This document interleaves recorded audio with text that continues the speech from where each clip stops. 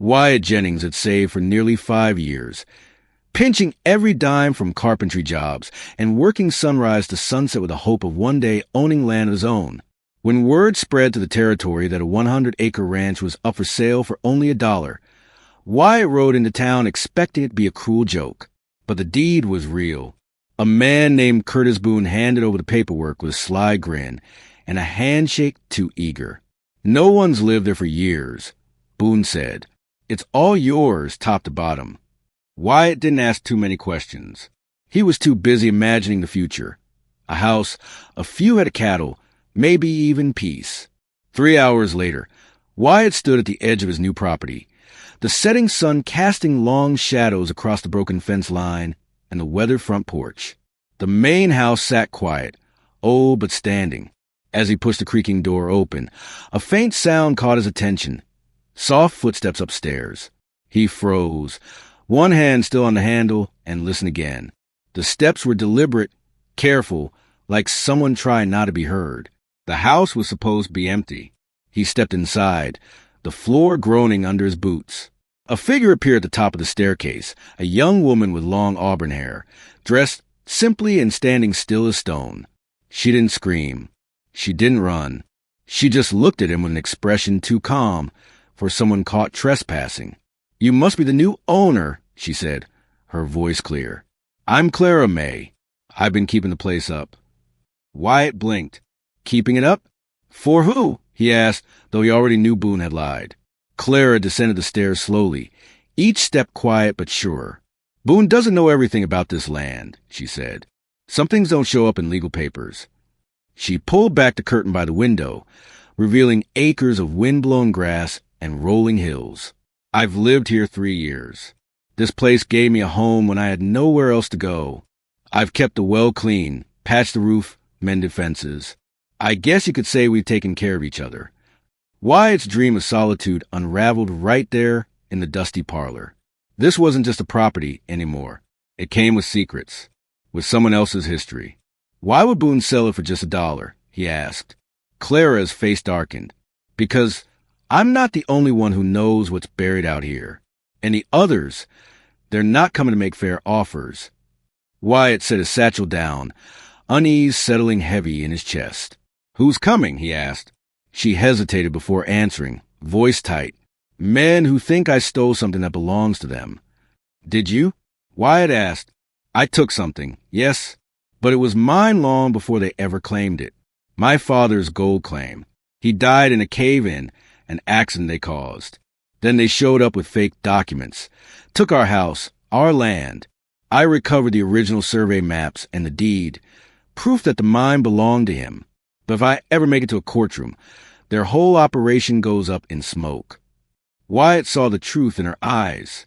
Not the kind of fear that came from guilt, but the kind that came from knowing you've been hunted. Before he could respond, the sound of hoofbeats in the distance made them both stiffen. Clara rushed to the window, parting the curtain just enough. "3 riders," she whispered. "Not in a rush, but not wasting time either. They're looking for something." Wyatt joined her. The riders weren't moving like wanderers. They moved like men with purpose.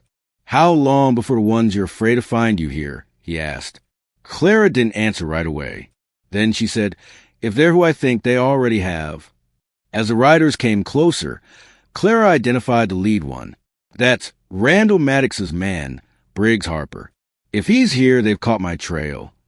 Wyatt felt the tension rise. The men dismounted in a loose arc, blocking any way out. "What exactly did you take from them?" Wyatt asked, trying to understand what he was stepping into. Clara moved quickly to a loose floorboard near the hearth, pried it up, and pulled out a leather pouch and some rolled papers. "This," she said, unrolling the survey maps. "My father spent 10 years mapping every inch of that land. These show the richest veins of gold in the territory." Wyatt scanned the maps, intricate markings, exact measurements. This wasn't just a claim. It was a treasure map, and it explained why Clara had been hunted for so long. A sharp whistle outside made them turn. Harper was approaching the house, hand resting near his pistol. His 2 men hung back, scanning the area. "Clara May," Harper called. Let's talk like civilized folks. Clara's breath caught. Wyatt grabbed her arm. There's a back way out, she whispered. Through the kitchen, past the creek. You can get out while they focus on me. What about you? She shook her head. I'm tired of running. But Wyatt didn't move.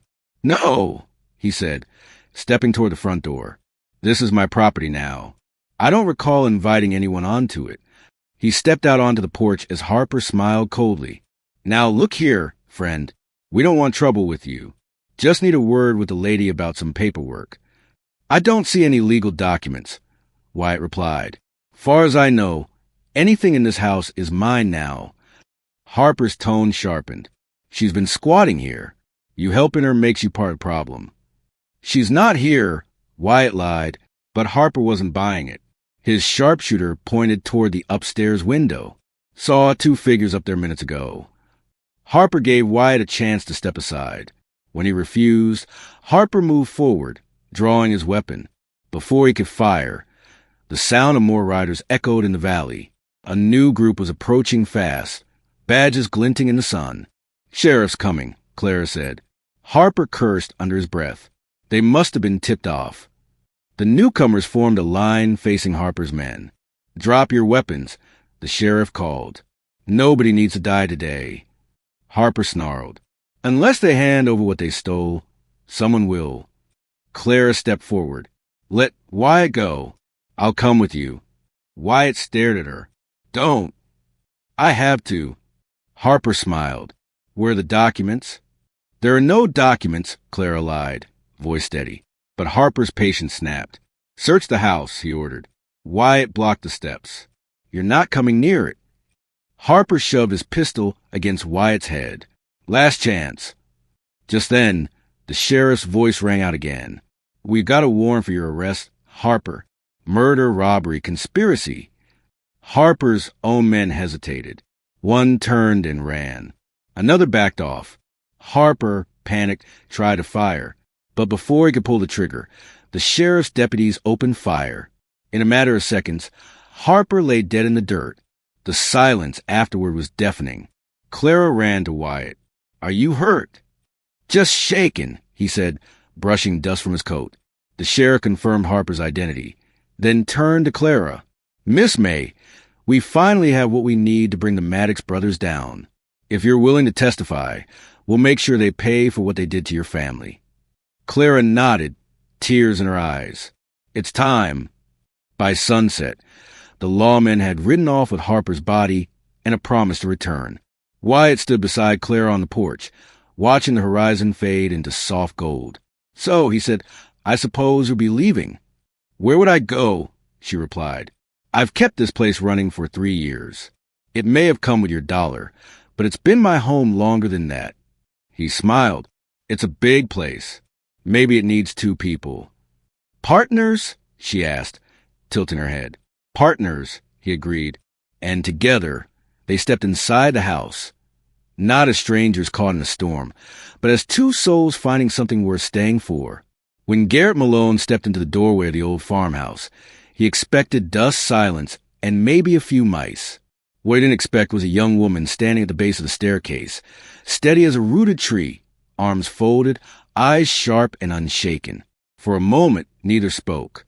The afternoon sun slanted through broken blinds, catching motes of dust that floated like ghosts between them. Garrett took a slow step forward. Didn't think anyone lived here, he said, his voice low. The woman didn't flinch. Most people don't, she answered. But I do. He glanced around the room. It was clean, well kept, would have been chopped and stacked by the stove. The kettle on the hearth was warm. You alone? He asked. She nodded. 3 years now. Garrett studied her. She wasn't frightened, but something about the way she stood told him she was ready for things to go badly. Her chin was lifted, as if daring him to say something wrong. Name's Garrett, he said finally. Just bought this place. Deeds in my saddlebag. Her gaze didn't waver. And I'm Celia Granger. I was here before any paper said otherwise. Her words weren't defiant, just firm, like she'd had to explain herself more than once. Garrett didn't reach for the deed. He didn't mention the price, $1 single, or the strange eagerness of the man who'd sold it to him. Something told him that story wasn't over. He set his bag down and moved toward the hearth. "You the one patching the roof?" he asked, nodding toward a hammer and bucket by the door. "And fixing the well?" She gave a short nod. "This land raised me. My father died out here trying to make something of it. I couldn't walk away." Garrett looked out the window toward the hills. "It's quiet country," he said. "Too quiet for some." Celia didn't respond. The silence stretched, comfortable but watchful. Finally, she said, "You can stay if you want, but you should know, not everyone's happy I'm still here." That night, Garrett didn't sleep in the house. He laid his bedroll outside under the stars, one hand near his rifle, listening to the sound of the prairie. Coyotes in the distance whined through bare trees. And once, just once, the faint creak of the floorboards inside. He didn't move. He just listened. By morning, Celia was already outside, feeding chickens, her sleeves rolled up, hair tied back. Garrett approached with quiet steps. "You always up this early?" She gave a faint smile. Animals don't wait on stories. He helped her fix a broken hinge on the barn door, neither of them speaking much. There was a rhythm in the work, the kind of rhythm people build when they've been alone too long. After breakfast, Celia finally told him more. "They say my father's claim was worthless," she said, leaning against the fence. "But he found something out there. Gold, maybe, or something worse." Garrett frowned. "You believe that?" She looked away. "I believe that after he died in that cave-in, 3 men showed up with papers they said proved the land was theirs. Men with clean boots and dirty eyes. I didn't believe them, so I stayed." Garrett understood then why the ranch had been sold so cheaply. No one wanted a fight with those kinds of men. Easier to pass the trouble on. That evening, as the sun fell behind the hills, 3 riders appeared on the trail. Garrett saw them before Celia did. He motioned for her to stay inside. The men dismounted without a word, spreading out slowly like they'd done it 100 times before. The lead man was tall, lean, and smiling like a snake. "Evening," he said. "We're just here to collect what's ours." Garrett didn't blink. This land was sold legal. The man's smile widened. To a fool, maybe. One of the others stepped closer, hand near his gun. Garrett didn't move. "You got papers?" he asked. The tall man laughed. "We don't need papers. We got memory. This girl's been squatting. We're correcting that." Garrett stood his ground. "She's not going anywhere. And neither am I." The air thickened. The third man, younger and jumpier, took a step forward. Celia came out then, slow and steady. Her father's survey maps rolled tight in her hand. "These say otherwise," she said. "And you know it."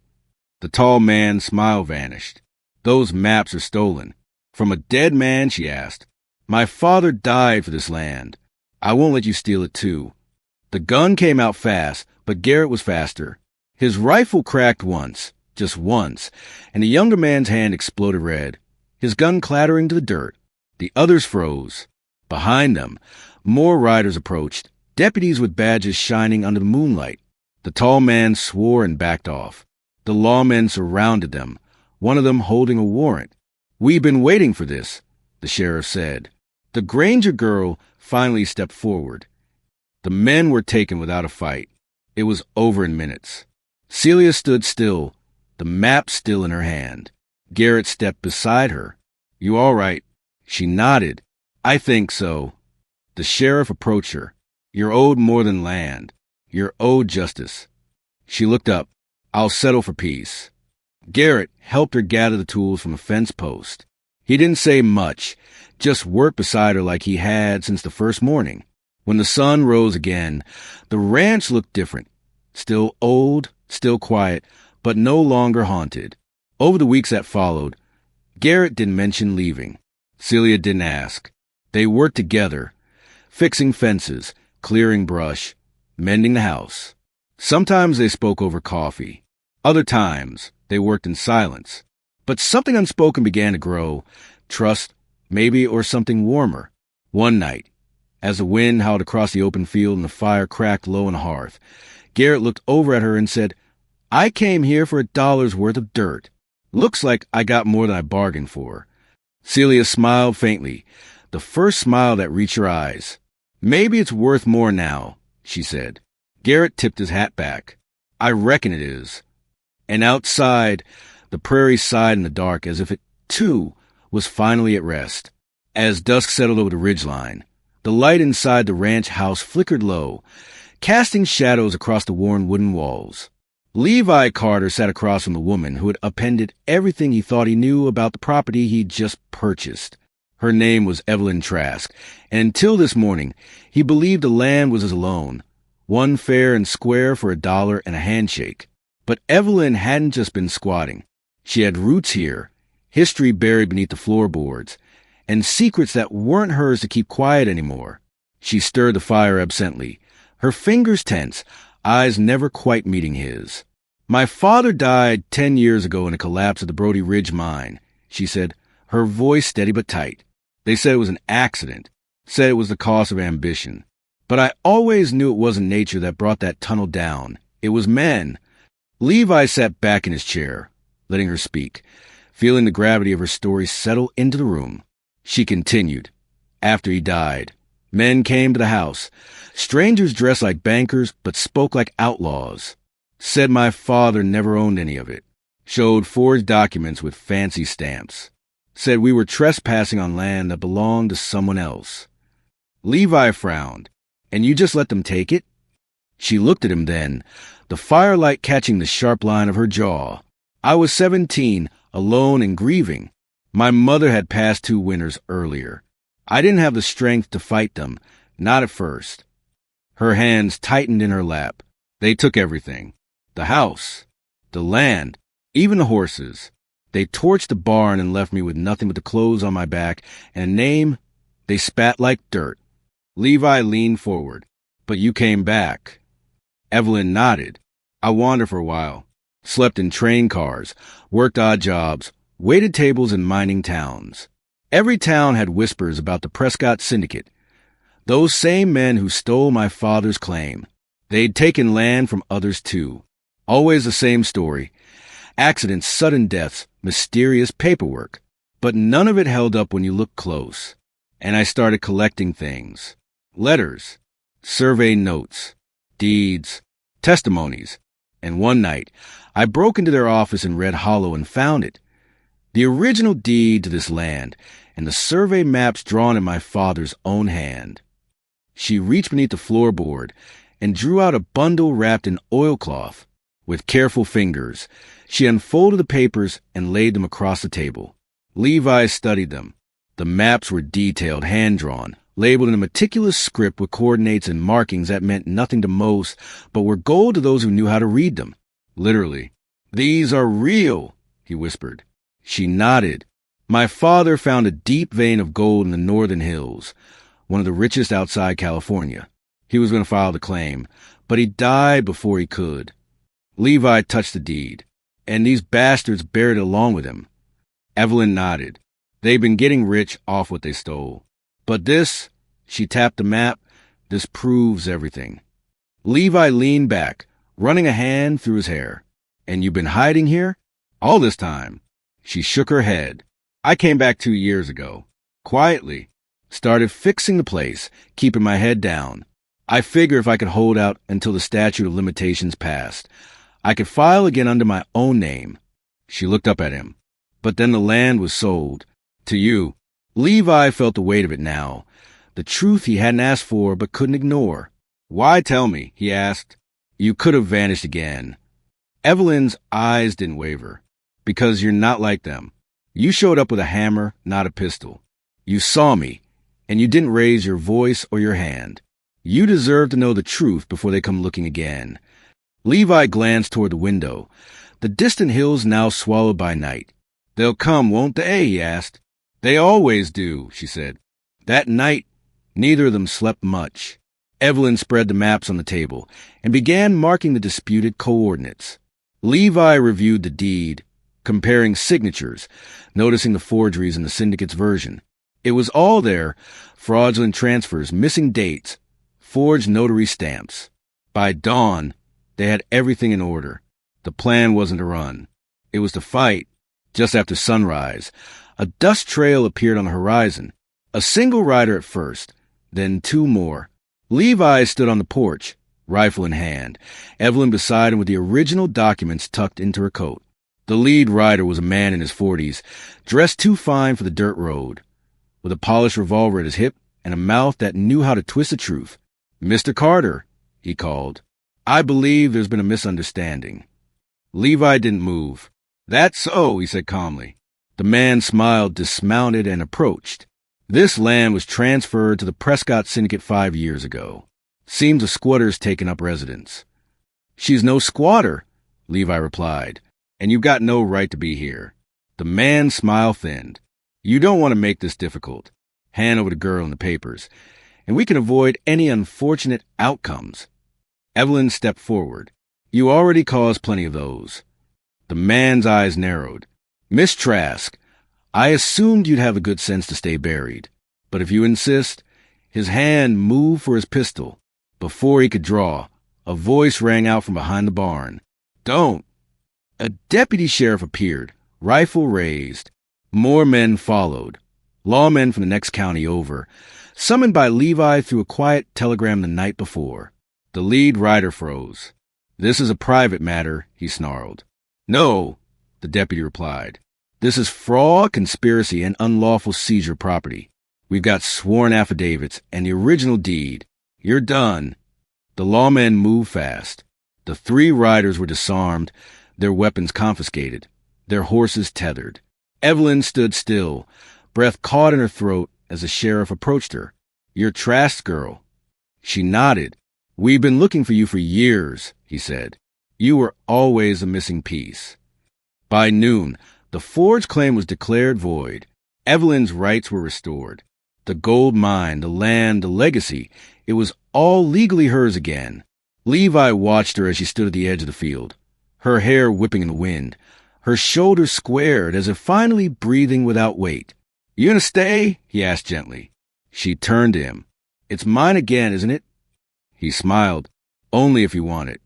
She looked out across the hills, eyes shining. "I want it," she whispered.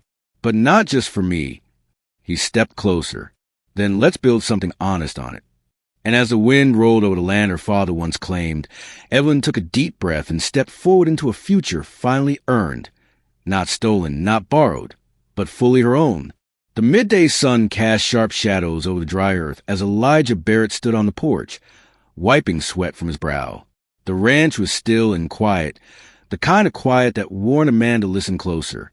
Inside the house, Evelyn Trask was boiling water for coffee, her movement steady, but her eyes kept flicking toward the window. She felt it too.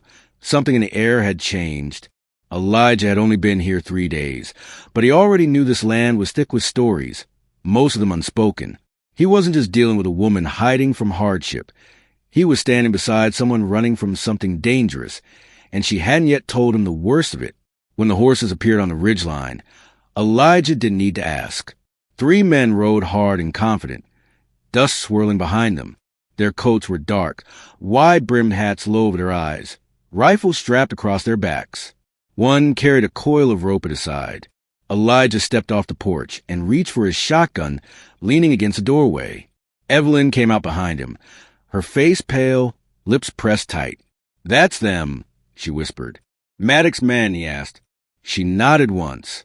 "All 3. I recognize the one on the left, Jace Conway. He used to run errands for their lawyer. Now he runs people off land they want." Elijah loaded the shotgun with calm precision. "They coming for the house?" Evelyn's grip tightened around a leather satchel she'd tucked under her arm. "No," she said. "They're coming for this." She held it up slightly, and Elijah knew without seeing inside it that it was the bundle she'd hidden beneath the floorboards, maps, deeds, document her father had died protecting. "Those papers prove everything," she said quietly. "That the Maddox brothers forged claims, bribed surveyors, and took land that never belonged to them. If I make it to a courthouse with these, their whole operation burns." The riders slowed as they approached, spreading out to form a half-circle around the front yard. The middle one, broad-shouldered, with a scar across his jaw, raised a hand in mock greeting. "Afternoon," he called. "You must be the new owner. Fine piece of land you've got here." Elijah didn't answer. He stood in the center of the yard, weapon at his side, but not yet raised. The man continued, "We're here on business. We've been looking for a young lady. Slipped across the state line with some things that don't belong to her." Evelyn stepped forward. "They belong to my father," she said, loud and clear. "He died for them. You and your employer stole everything from him." The man's smile tightened. "Ma'am, I suggest you lower your voice. There are laws about slander." Elijah took a step forward. "There are also laws about forgery, fraud, and attempted murder. So let's not pretend anyone here is on the right side of the badge." The man's gaze shifted. "You don't want to get mixed up in this, friend. Walk away now, and no one needs to get hurt." Elijah shook his head. "I'm already in it, and I don't walk away from the truth." The man turned to his partners. "Get the girl," he ordered. The two others dismounted in one smooth motion, rifles coming down from their shoulders. Evelyn backed toward the house, clutching the satchel tight against her chest. Elijah raised his shotgun and fired a warning blast into the dirt at their feet. "Next one goes through somebody's leg," he said. They paused, but not for long. The man with the scar drew his pistol, and everything turned loud and fast. Gunfire cracked through the air. Elijah ducked behind the water trough, returned fire, and clipped the hat off one of the riders. Evelyn scrambled into the house, barricading the door as bullets struck the frame. She crouched behind a kitchen counter, heart pounding, the satchel still in her arms. She could hear the chaos outside, shouting, the thud of boots on wood, Elijah yelling something she couldn't make out. A window shattered near her shoulder. She rolled away just as a bullet embedded itself in the pantry wall. Grabbing the pistol she kept beneath the sink, she crawled to the stairwell and peeked through the slats. One of the men was coming around the back, moving slow, checking every angle. She aimed, hands shaking, and pulled the trigger. The man cried out and dropped his weapon, falling hard into the dirt. The other two turned toward the sound, and Elijah used a distraction to rush the porch, slamming into the man with the scar. They crashed to the ground, wrestling for the pistol. Elijah took a punch to the jaw, but landed an elbow to the ribs. The man gasped and rolled away, just long enough for Elijah to grab the shotgun and level it at his chest. "Drop it," Elijah growled. The man froze. "Do it," Elijah said again. The man threw his pistol aside, and the fight drained out of him. Behind them, the last rider stood with hands up, eyes darting between the two. A shout echoed from the trees. "Sheriff, drop your weapons." 6 deputies rode in from the east road, rifles raised, badges gleaming. The Maddox men were surrounded within seconds. The law had arrived, called earlier that morning by Elijah, who'd ridden out before sunrise to post a wire with Evelyn's testimony and the forged documents. The sheriff dismounted, tipped his hat to Evelyn, who had stepped cautiously onto the porch. "Miss Trask, I believe these men have been troubling you." She nodded slowly. "They've been chasing me for years." The sheriff gestured to one of his men. "We got statements from 3 other landowners, all matching your story. It's over." Evelyn handed the satchel to the sheriff, her hands trembling slightly. "It's all there. My father's maps, the deed, every transfer they falsified." The sheriff opened it, examined the contents, and nodded. "This'll hold up in any court from here to Denver." The Maddox men were hauled away in irons, faces hard with fury and humiliation. Evelyn stood beside Elijah as the dust settled again. "You didn't have to help," she said quietly. "I did," he replied, "because men like that only win when everyone else stays quiet." She looked at him, eyes soft now. "I've been running so long, I forgot what it feels like to stand still." He offered a faint smile. "You can stop running now. You've earned that." They watched the lawmen disappear over the hill, and for the first time in years, Evelyn felt the weight of her father's legacy lift slightly from her shoulders. The land was still dangerous, but it was hers again. And with someone like Elijah standing beside her, maybe the future held more than fear. Maybe it held peace. Maybe even a new beginning. Tanner Briggs had always believed that the world was at its best when it left a man alone. That was why he bought the land, far from town, where silence stretched longer than the road into the horizon. The house was old, the fences half broken, and the fields needed mending, but none of that mattered. It was his. And after too many years working other men's cattle and sleeping under strange roofs, he wanted nothing more than quiet work. Clean sunrises, and no one answered to but the wind. But the day he found Evelyn Trask inside the house, standing by the hearth like it still belonged to her, everything started to shift. And now, with 3 armed men out front, Tanner had to choose between the life he thought he'd earned and a fight he never asked for. The leader of the men, a broad-shouldered brute with a gold tooth and a polished rifle, dismounted first. "We ain't here for you, friend," he said with a tone that pretended to be polite. "Just a girl." Tanner stood with his back against the doorway, one boot planted firm, his shotgun resting across his arm. "This land's mine," he said, "and she's under my roof." One of the other men sneered. "So what? You planning on dying for someone you just met?" Tanner didn't move. "I don't like people showing up with guns and questions. You want something, you better come legal." Evelyn was behind the door, breast shallow, her fingers clutching the folded maps her father had drawn before he died. She knew what was in them. Survey lines and deed records, proof that the Maddox brothers had stolen her family's mine, rebranded it, and used force and forgery to silence anyone who got in their way. She hadn't meant to drag anyone else into her trouble, least of all Tanner, who had come here looking for peace.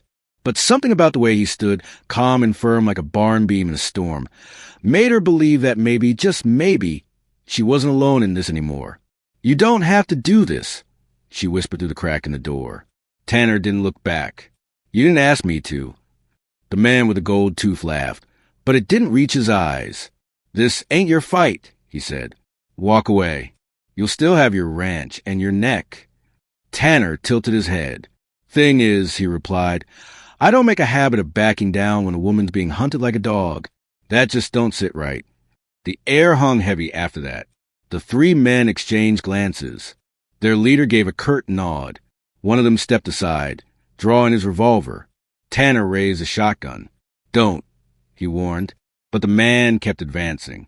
A crack split the air. Tanner fired, and the ground kicked up dirt inches from the man's boots.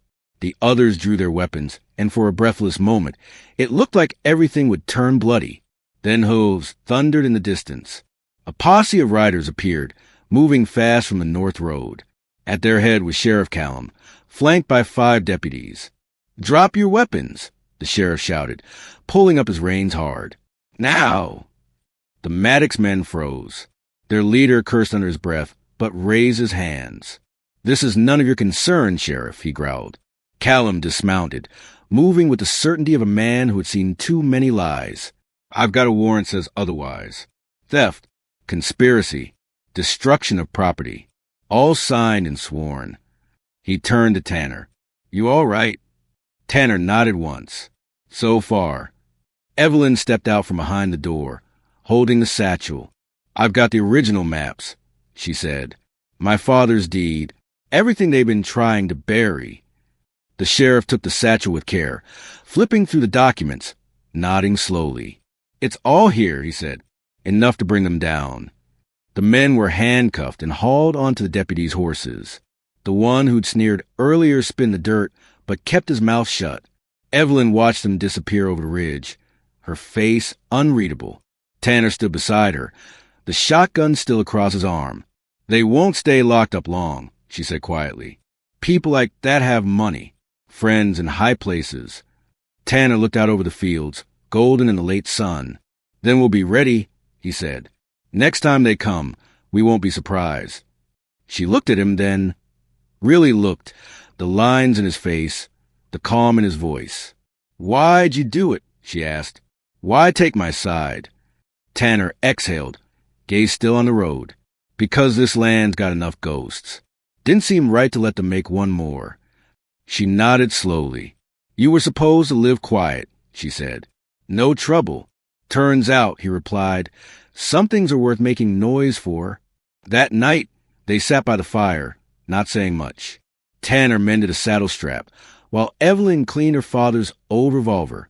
The silence between them wasn't heavy anymore. It was steady. She still wasn't sure what came next, whether the law would hold, whether the mine could be reclaimed, whether her name could ever mean more than a target. But she knew one thing now. She didn't have to carry it all alone. And Tanner, who had once believed in solitude like a religion, now found comfort in the sound of her footsteps across the floor. In the morning, Evelyn rose before the sun and found him already outside, repairing the fence line. She grabbed gloves and joined him, falling into the rhythm of the work. Boards were nailed, posts set straight, and in the process, something else was built, something stronger than any wall or wire. The beginning of trust, of shared purpose. Days turned into weeks.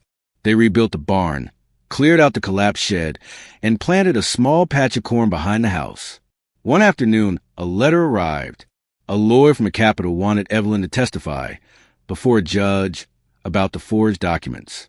It meant leaving the ranch for at least a week, maybe longer. She read the letter twice before telling Tanner. "I can't promise it'll change anything," she said. "But if I don't go, they win." Tanner nodded. "You go. I'll be here when you get back." She paused, unsure how to thank him. "I never expected any of this," she said. "You, this place, a second chance." Tanner looked at her with that quiet steadiness that never wavered. "Neither did I," he said. "But here we are." When she left, she took the maps with her in a leather case strapped tight across her shoulder. She rode toward town without looking back, knowing he was watching from the porch. And Tanner, leaning on the post with coffee in hand, watched until she disappeared into the dust. He wasn't a man of many words, but in his heart, something had shifted. He hadn't saved Evelyn Trask. She'd just given him a reason to stand tall again. And in the quiet that followed, the ranch no longer felt like an escape. It felt like a beginning. The wind stirred dry leaves across the dirt yard as Carson Hale stood firm in the doorway of the old ranch house, rifle slung across his shoulder, eyes locked on the riders who'd just dismounted. Their boots hit the ground with a dull thud, dust curling around their ankles like smoke. 3 of them, rough-looking men with the kind of eyes that didn't blink when blood spilled. Their leader, a lean figure with a jagged scar running from cheekbone to jaw, tipped his hat and smiled like a man used to getting what he wanted.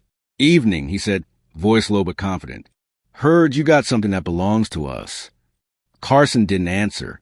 He could feel Nadine Calder's breath behind him, tense and shallow.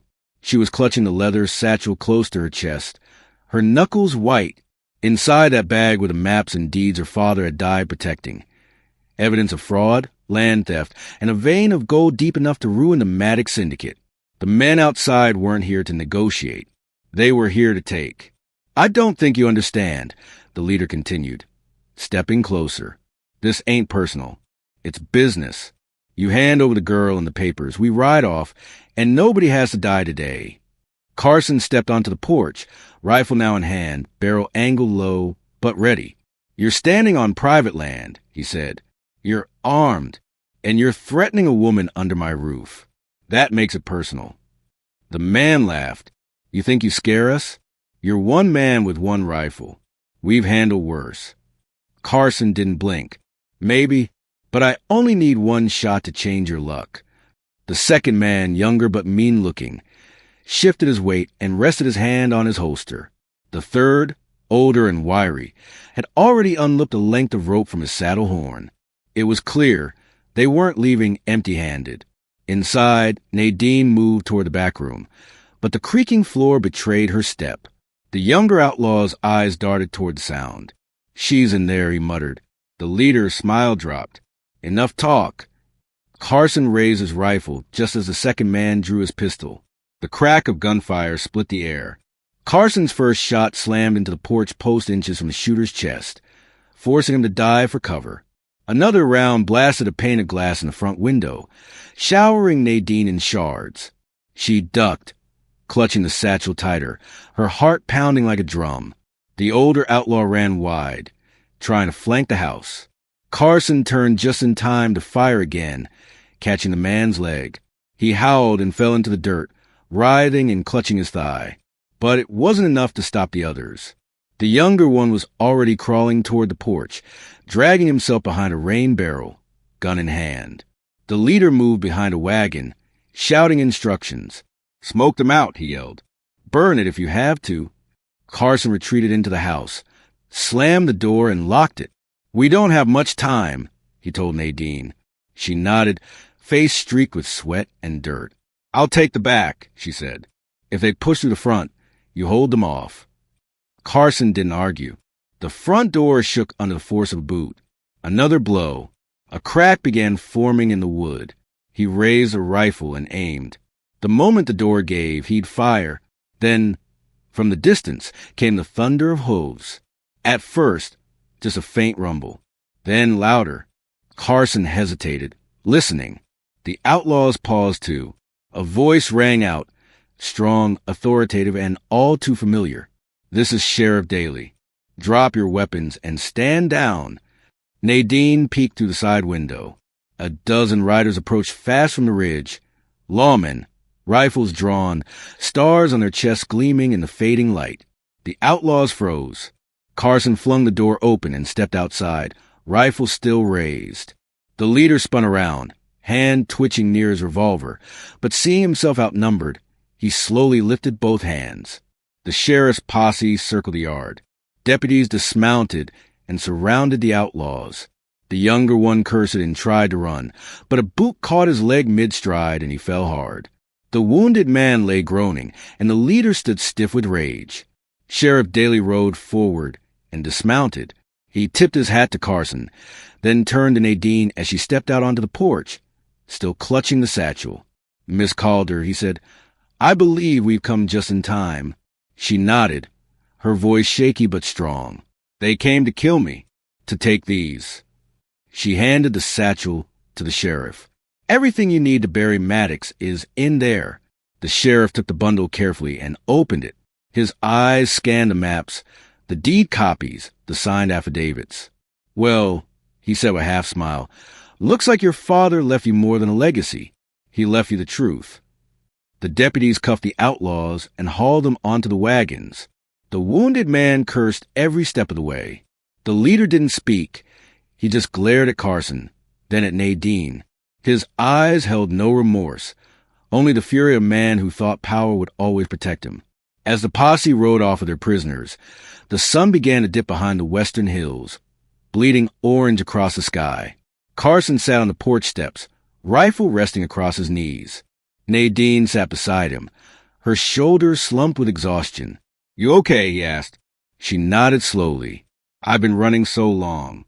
I forgot what it felt like to stop." Carson looked out toward the road. "It's not over yet. Maddox won't give up easy." She turned to him. "Then I won't either." They sat in silence for a long time as night settled in. Crickets started to sing, and the prairie breeze cooled the sweat from their faces. Carson glanced at her. "You fought back," he said. "That takes grit." "I had help," she replied. "You're not alone anymore," he said. "You got truth on your side, and you've got me." Nadine smiled, small but real. For the first time in years, she felt like she belonged somewhere again, not just on a patch of land or in a family story, but in the company of someone who stood his ground when it counted most. Inside, the house still bore bullet holes and broken glass, but it also held something stronger, hope finally rooted after years of fear. And as the stars appeared one by one in the quiet sky above, Nadine Calder and Carson Hale sat side by side, knowing that the worst had passed and the fight for justice had truly begun. The room inside the old courthouse smelled faintly of tobacco and old paper, sunlight slanting to the dusty windows as the sheriff stepped forward, the leather folder tucked securely under his arm. His boots echoed across the wooden floor as he approached the front of the room, where Carson Hale stood beside Nadine Calder. She held herself upright, chin lifted, her hands steady despite the weight of what the morning was about to bring. The pews behind them were lined with curious onlookers, ranchers in worn hats, a few widows from the outskirts, and even a pair of miners who had once worked alongside her father. They'd come because they'd heard this might be the day the Maddox name finally cracked. Sheriff Daly laid the folder down on the judge's bench and opened it slowly. His voice was calm, deliberate. "Your Honor, The documents provided by Miss Calder include original survey maps, mineral claims, land deeds bearing her father's signature, and notarized affidavits from 3 surviving witnesses. All of these contradict the claims filed by one Elias Harper, who acted as legal agent for the Maddox Syndicate. There was a low murmur in the room. Nadine kept her eyes forward, but she could feel the tension rising in her chest. Harper sat just 20 feet away, flanked by 2 well-dressed men who looked more like wolves in tailored vests than legal counsel.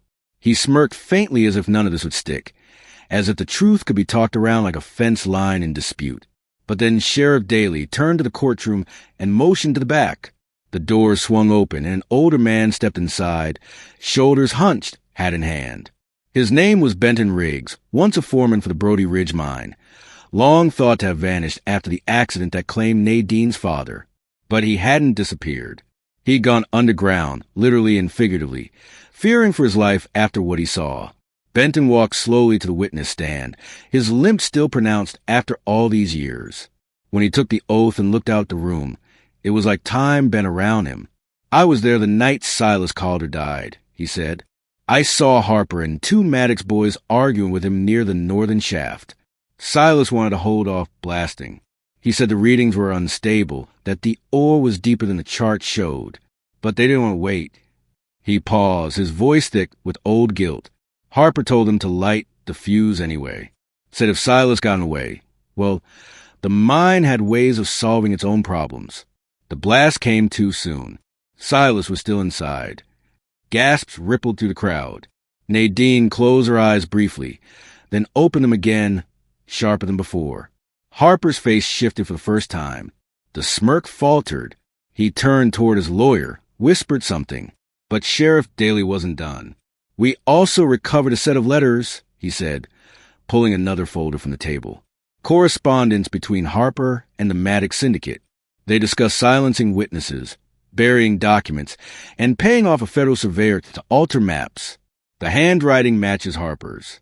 The dates line up with the forged claim that took this ranch from the Calder family." The judge flipped through the copies, his expression growing darker with every page. "This is significant," he murmured. "It's more than a civil dispute. These are criminal actions. Fraud, conspiracy, negligent homicide at minimum." Harper stood abruptly. "This is a witch hunt," he snapped. "You're relying on documents dug out a hole and a half-dead witness with a limp. I've represented this county's biggest landholders for over a decade." The judge banged his gavel once, sharp and final. "Sit down, Mr. Harper. You'll have your say at trial. But from where I stand, the evidence is substantial and compelling." Nadine looked to Carson then. His eyes hadn't left Harper since Benton took the stand. There was no gloating, no satisfaction, only resolve. This wasn't revenge. It was truth. Cold, long-buried truth finally dragged into daylight. Outside, the air was warmer than usual for spring, and townsfolk gathered along the boardwalk to watch Harper be let out of the courthouse in irons. His lawyers trailed behind him, their arrogance now stripped down to embarrassment. Benton Riggs limped after them, escorted gently by a deputy. The crowd didn't cheer. They didn't jeer, either. They just watched, quiet and respectful, as a man who built his career on lies was marched past the faces of people he'd cheated and broken. Back inside, the judge handed the folder back to Sheriff Daly. "Pending trial, all contested land is frozen. The Calder claim stands until proven otherwise. And given what I've seen, I doubt anything will prove otherwise." Nadine stepped forward, unsure she should speak, but the judge nodded. "Go ahead, Miss Calder." She took a breath, then said simply, "My father wasn't greedy. He wanted that mine to help this town, not destroy it. He gave everything he had for honesty. It took a long time, but I think he can rest now." There was nothing more to say. She and Carson left the courthouse together, walking down the steps into the waiting hush. He tipped his hat to her, but didn't speak right away. She was the one who broke the silence. "I thought it would feel bigger," she said. "Louder, like a victory march or something." Carson nodded. "Justice doesn't always shout," he said. "Sometimes it just shows up." They walked back to the wagon, past bank, delivery, and the general store where, For the first time in years, people looked Nadine in the eye, not with pity or suspicion, but with quiet respect. The weight she'd carried since her father's death, the guilt, the fear, the running, it wasn't gone, not entirely, but it had shifted, lightened, when they reached the edge of town. She turned back to look at the courthouse, the place where it all changed. "What now?" she asked. Carson mounted the wagon seat and reached for the reins. "We go home," he said. "There's still fences to mend, and a ranch to build." She smiled, climbing up beside him. As the horses started forward, the wind picked up, rustling through the cottonwoods, and carried with it the scent of dust, sage, and something else. Something cleaner. Justice, finally earned, not through violence, not through anger, but through truth and the courage to speak it aloud. Nadine looked forward down the road, her shoulders straighter than they'd been in years, and for the first time, the land felt hers again. The morning air was still cool when the first rays of sunlight reached the edge of the ranch, painting the dry grass in hues of gold and copper. Carson Hale stood near the porch steps, his hands resting on his hips, boots sunk into the earth he now called his own. The old ranch house behind him bore the scars of recent days. Shattered window panes, bullet holes in the siding, a porch post half splintered from a shotgun blast. Yet despite all that, the land was quiet. Not the kind of quiet that comes before trouble, but the kind that follows it, like a held breath finally released. Beside him, Nadine Calder leaned against the railing, a steaming tin cup in her hands. Her eyes moved slowly across the horizon, taking in the fences, the distant barn, the windmill creaking lazily in the breeze. The satchel that had once been clutched tight to her chest, filled with maps and proof of her family's stolen land, now sat closed and undisturbed on a table inside. The papers had done their job. Harper had been arrested. The Maddox men were being held without bail. And for the first time in years, Nadine wasn't running. They had spent the last 2 days patching up what they could, boarding up broken windows, sweeping out glass, straightening what the fighting had knocked over. It was hard, thankless work, but there was something almost holy in it, something grounding. Carson had offered her the chance to leave, to go to town and stay at the inn while the rest got sorted, but she'd refused. "I've spent enough of my life sleeping in borrowed places," she said. "If I'm going to stay, I need to stay." So she did.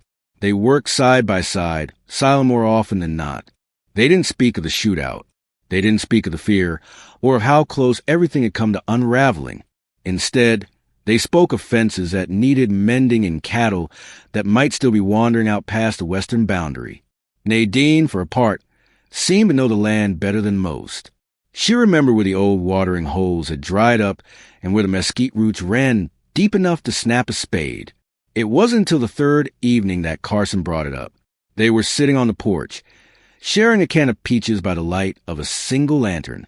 The air was heavy with the scent of fresh lumber and the faint sweetness of spring coming in. "You planning to stay?" he asked, not looking at her. Nadine didn't answer right away. She took another bite, chewed slowly, swallowed. "It's funny," she said finally, "how something you never meant to find has started to feel like home." Carson nodded. "I didn't buy this place to fix someone else's fight. I just wanted peace. But I guess some fights come whether you want them or not." She looked over at him, the lantern light catching the edge of her face. "Would you be all right with it? Me staying?" He turned toward her now. "I'd be better than all right." The next morning, they began rebuilding the barn. It had stood crooked for years, and now they had the time and reason to do it right. Carson hauled the timber, Nadine hammered the braces. There was laughter that day, the kind that comes unexpectedly, bubbling out between moments of shared effort. She teased him for misjudging the angle of a beam. He teased her for cursing when she hit her thumb. It felt good, real, like life had finally pushed through the cracks. In the afternoons, they walked the property together, making notes of what needed fixing next. A corral gate hung loose. The chicken coop needed a roof. The well hadn't been cleaned in years. It was a long list, but neither of them seemed overwhelmed. Nadine started drawing diagrams in a worn ledger she found in the kitchen drawer, mapping out where they could plant a vegetable patch, where they might fence off space for a few horses. Carson watched her work and realized something had changed. This was no longer just his land. It was theirs. At night, they read by lamplight. Carson had an old copy of Emerson's essays, and Nadine had brought a thin journal filled with her father's handwriting. They would trade off reading aloud, voices slow and quiet, filling the room with meaning that reached beyond the page. When words ran out, they sat in the stillness, letting the rhythm of each other's presence become its own kind of language. One evening, she found a bundle of wildflowers left on her windowsill. Purple thistle, prairie rose, a single bluebonnet. No note, just the flowers. She said nothing, only smiled when she came down to breakfast and saw Carson pretending not to notice the way she tucked them into a glass jar by the sink. Time moved differently on the ranch. A week passed, then two. The sheriff came by once more to deliver final word that the court had recognized the Calder claim. The mine was being seized, and restitution would follow. But Nadine barely reacted. The papers mattered. Yes, the justice mattered. But what mattered more now was the future she was building here. Plank by plank, fence post by fence post. It was after supper one night, as they walked out under a sky painted with stars, that Carson finally said what had been resting on his tongue for days. "You know," he began, "when I bought this place for $1, I thought I was buying solitude, silence, a place to get away." She smiled gently. "And now," he looked at her, the starlight soft against her hair, "now I think I bought a beginning, when I didn't see coming." Nadine took his hand without a word, her fingers sliding into his like they'd always belonged there. They stood like that for a long while, just two people on a porch in the middle of nowhere, hearts steady in a place once marked by ghosts and forgotten things. It hadn't started as love. It had started as necessity, as safety, as truth. But from that unlikely soil, something else had grown. Stronger, deeper, real. In time, the ranch would be whole again. The barn would stand tall. The fences would stretch clean to the horizon. And two names, Hale and Calder, would be carved side by side into the old oak tree by the windmill, not because they needed to be remembered, but because they had finally, fully, come home. This story reminds us that it's never too late to begin again. For many older adults, especially those who have experienced loss, betrayal, or isolation, the idea of starting over can feel out of reach. But as Carson and Nadine show us, even the most broken places can become whole again when rooted in truth, courage, and companionship. Justice doesn't always come quickly, but when it does, it brings not just closure, but clarity. The story also emphasizes that healing is not found in solitude alone, but in the quiet, steady work of rebuilding, side by side with someone willing to stay. As we grow older, we may value peace and routine, but this story gently reminds us that connection, purpose, and love can still surprise us in the second half of life. Whether it's mending fences or facing old ghosts, the important thing is to keep showing up with integrity, patience, and a willingness to hope. Because sometimes the life we thought was behind us is just the beginning of something deeper.